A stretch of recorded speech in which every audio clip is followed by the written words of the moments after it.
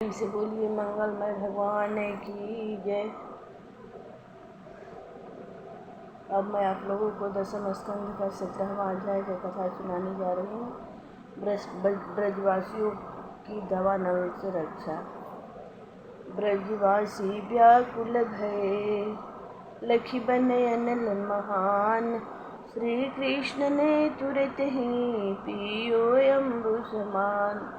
राजा परीक्षित बोले, हे ब्राह्मण, काली नाग रमणीक द्वीप छोड़कर क्यों ये इस जमुना दह में आ बसा था? इसका कारण समझा कर कहिए। श्री सुखदेव जी बोले, हे परीक्षित, बीनता के पुत्र गरुड़ जी की तथा कद्रु के पुत्र सर्पों की सदा से शत्रुता चली आ रही है। गरुड़ जी इन सर्पों का भक्षण कर जाया करते हैं। एक बार सब सर्पों ने मिलकर यह तय किया कि गरुड़ जी को एक सर्प अमावस्या के दिन अमुक वृक्ष के नीचे भक्षण के लिए पहुंच जाया करेगा। इस बात को गरुड़ जी ने भी स्वीकार कर लिया, किंतु कद्रु के पुत्र इस काली ने इस बात को अस्वीकार करके उनके भक्षण सर्पों को भी खाने लगा। जब गरुड़ जी को इस बात का पता चला तब उन्हें बड़ा क्रोध आया और उन्होंने अपने सुनहरे पंजों से उस पर आक्रमण किया। वह काली भी अपने 101 फनों फैलाकर उनसे युद्ध करने लगा, किंतु अनंत बलशाली भगवान पार्षद गरुड़ का वह विचार क्या बिगाड़ सकता था।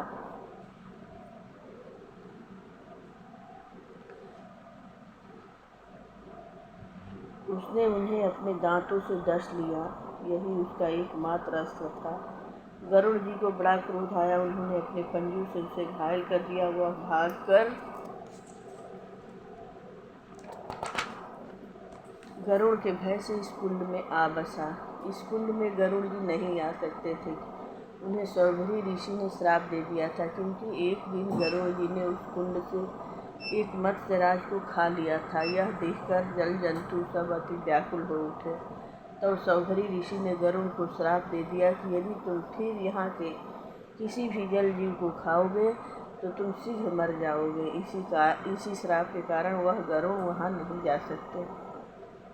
इस श्राप का पता उस काली नाग को था। इसी कारण वहाँ उस जमुना के कुंड में जाकर छिप गया था। कुंड अति गहरा होने के कारण उसमें किसी मनुष्य का प्रवेश नहीं होता था, केवल यह काली नाग ही उसमें रहता था। हे पक्षीराज, भगवान श्री कृष्ण चंद्र उस काली नाग को वहाँ से भगाकर जब जल विहार से बाहर निकले तब उनकी शोभा अवर्णनीय थी। उनकी दिव्य माला वस्त्र आभूषण अति सुंदर थे। उनको जल से बाहर निकलते देख सभी गोप वाले उन्हें कंठ से लगाने को झपटे। नंद बाबा ने अपने प्यारे पुत्र को कंठ से लगाया। उधर यशोदा रानी ने अपने पुत्र को छाती से लगाकर प्रेमांसु बहाए। बलराम जी उनके प्रभाव को भली प्रकार जानते थे। वे प्रसन्न होकर उनसे मिले। तब सभी गोप वाले नंद, उपनंद, यशोदा, रोहिणी आदि सभी ऐसे प्रसन्न हुए जैसे मानव शरीर में प्राण लौटकर आ गए हो। काल के गाल से बचकर उनका लाडला लाल आ गया। इसी कारण सभी गोप तथा ब्राह्मण नंद जी से बोले, हे नंद जी, आपका पुत्र उस महाविषधर काली नाग से बचकर आ गया है। अब ब्राह्मणों को दान देकर उन्हें संतुष्ट करो। नंद जी यह सुनकर अति प्रसन्न हुए। उसी क्षण उन्होंने बहुत सा स्वर्ण तथा गाय पुण्य की। हे परीक्षित, सभी ब्रजवासी उस दिन अति दुखी, तन छिन्न मन मलिन रहे और जगत प्राण श्री कृष्ण के बिना उनके प्राण निकल गए थे। अतः वे अति थक गए और उस दिन वहीं जमुना के कुलीन पर रात्रि समाप्त करने का विचार किया। जब सब रात्रि में सो रहे थे उस समय गर्मी का समय था। वन में वृक्ष पत्ते आदि सूख गए थे, अतः उसमें दामानंद ने प्रवेश कर दिया। अब वह अग्नि सारे ब्रजवन को जलाती हुई उन ब्रजवासियों को जलाने के लिए घेर लिया। तब सब ब्रजवासी अति व्याकुल होकर श्री कृष्ण चंद्र और बलराम जी के शरण में गए और बोले, हे श्याम सुंदर, तुम्हारा बल अनंत है, तुम हमारी रक्षा करो।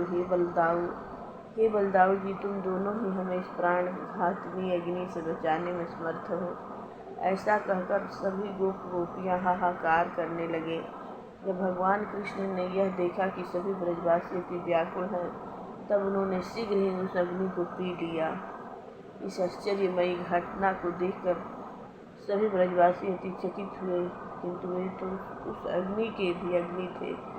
उनके लिए ऐसा करना कौन से आश्चर्य की बात थी। भगवान अनंत हैं, वे ही सबको बनाने वाले हैं। अग्नि भी उन्हीं से उत्पन्न हुई है। अपनी उत्पन्न अग्नि को उन्होंने पी लिया। प्रेम से बोलिए मंगलमय भगवान की।